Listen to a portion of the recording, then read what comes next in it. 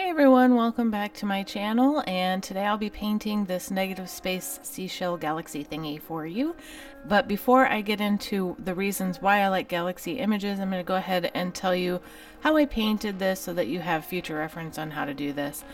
So basically, if you see the little green lines there, that's called masking fluid if you're not familiar with watercolor terms, but the masking fluid is meant to actually preserve the whiteness of the paper while you paint over it. So you can completely paint over it. It's like a rubbery material, and then when you're done you can actually peel it off and it leaves the white space there. So my goal was to kind of make this white outline shell with the galaxy painted in the middle of it. And I was inspired by someone else's painting of a shell like this, another watercolorist, but I decided to put my own twist on it.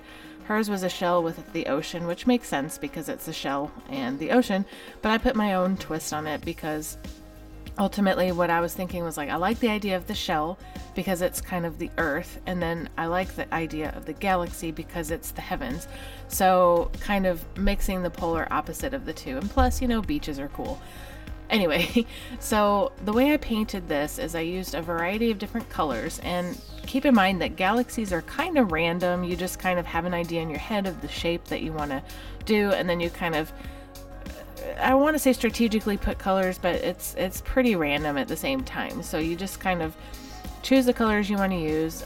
With watercolors, you make sure that like for this particular image I wanted yellow and blue, but I didn't want them to mix too much and make green, so you got to be really careful about how these things blend together. And there are some areas where I couldn't avoid the green, but I think for the most part I was able to keep it pretty separate. Added a little pinks and purples in there for some, you know, just dimension or whatever. But basically what I did is I painted my first layer down, let it dry, painted another little layer on there, but while it was still wet I put some salt on there. And what the salt is meant to do is it creates these cool little sunburst patterns all over your painting, that for me wasn't meant to be the stars or anything, but it was meant to be to add just more texture to the galaxy. So after I put the salt on there, I let that dry, and then you wipe the salt off, and it kind of reveals the whiteness of the paper, and I didn't want that. So because I didn't want white spots, I wanted a fluid, you know, colorful galaxy. So I painted a glaze over the top of that. After, you know, the salt had dried, I wiped the salt off and then painted a glaze over that so that it gave it just more dimension. And then once that dried, of course you want to add the stars because the galaxy needs stars. And you can take some white gouache and just flick it on there. You can use a toothbrush, or you can use like an angled brush or whatever, you know, just something stiff to kind of like flick the paint on there. And I've used actually acrylic paint before, but the difference between acrylic and gouache is that gouache can kind of fade a little bit so that it's not quite as intense. If you flick and you make a mistake with the acrylic, it's there. So you just got to be really careful if you decide to use acrylic white paint versus, you know, the gouache. But anyway, I used gouache in this picture, and on the stars I kind of emphasized some of the stars with a little bit extra gouache on top so that it made it a little bit brighter and more stand out from that. And then once all that was dry and done, then you can remove the masking fluid. Well, in this particular case, my masking fluid was really stuck to the paper, and I feel like it has to do with the fact that I used a heat gun to dry some of the areas faster instead of just sitting there and waiting. And I think what it did was semi-bonded the masking fluid to the paper. So I just had a really tough time rubbing it off. It usually doesn't take that long to rub off, but in this case, yeah, it was bad. And then what that ended up doing was ruining my white space for the outside of the shell. So I smeared paint on, like, you know, even when it's dry, you still have pigment sitting there. And if you're taking your oily finger and you're rubbing, you can spread that paint to parts that you don't want. So me, since I was struggling so hard with getting this masking fluid off, I was really digging my finger in there and just spreading the paint. So I got a little dirty, and you'll see that at the end too. But what I ended up doing was taking some white gouache, mixing it with some brown and a little bit of pink, and, you know, it ended up being this or not pink, but red, but it ended up being like a pinkish color. And I just painted around the shell to kind of cover that.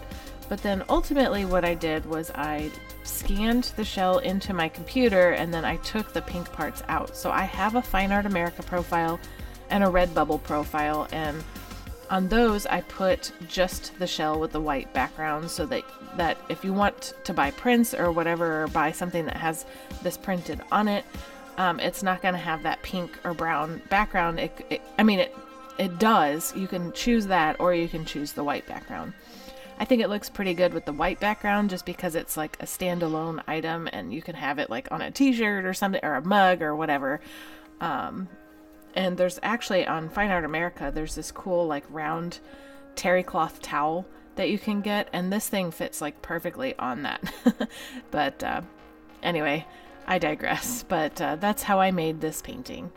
Okay, so I don't have a ton to say about why I like Galaxy images, other than that there's something about them that are just so mystical and like just fascinating to me. So you don't actually see these, like if you're standing on your porch and you look up at the sky, you see stars, but you don't typically see these like cracks in the universe that spill out all these rainbow colors and make these fun things. But if you look at like NASA images, they'll have like galaxies and stuff.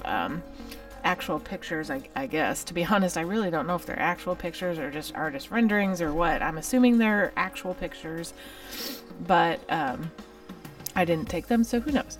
But anyway, they're just really fascinating to me, because if you think about it, you know, we are just, I mean, I'm sure everybody's thought about this at one point or in time, but we are just this tiny little speck in this grand, giant universe. And we don't know everything that's out there. And I find that these images are so beautiful because it kind of illustrates the unknown, just what we can't really see right away. I'm actually drawn to colors too. I think, you know, just how interesting and intricate these things can be. And, you know, I mean, they're just like big balls of gas, but they like reflect light in just the most beautiful ways. And it just kind of, you know, really, I don't know, I just feel like I'm really looking up at, you know, our creator and just everything, and just how small we are compared to the rest of the universe. And it's just fascinating to me. And a lot of times when I look at these images, I don't know if anyone else does this, but I kind of put myself in the middle of them too. And so if you haven't seen my picture, little boy blue, which I posted a while back, it's to me, it's just a silhouette of a little boy sitting there in this big moon. And when I was painting that, like, I got dizzy because I'm thinking of myself just sitting there and just observing this hovering giant moon. And it's kind of the same with galaxies, you know, I just kind of get dizzy and discombobulated, you know, just looking at that, just thinking of myself just floating in the middle of that. And it's just, you know, you don't have any footing or anything like that. You're just in the middle of this crazy, complex atmosphere that's just beautiful and amazing. I don't know, it just could be just the weird side of me that does that, but I'm always looking for ways to create new like galaxy images. And for a while my banner on this channel was a galaxy image that I painted in acrylic. I changed it, but yeah, that there was like one of my favorite galaxy images as well, that wasn't like blue and yellow. I always seem to be drawn to the blue and yellow galaxy images. At any rate, this is the final picture here, and I, again, like I said earlier, I have posted this on my Fine Art America profile and my Redbubble, and I have edited it so that you could have the white background instead of just having, you know, this pinkish brownish one. And it looks really cool on like a t-shirt or a mug or that circular towel. But yeah, you can see where I put the salt and stuff too, and just, it's, I don't know, I really like this image.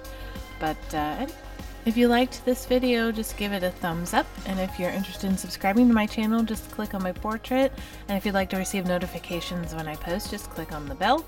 And I will see you next time for an art or soapy adventure, and see you later. Bye!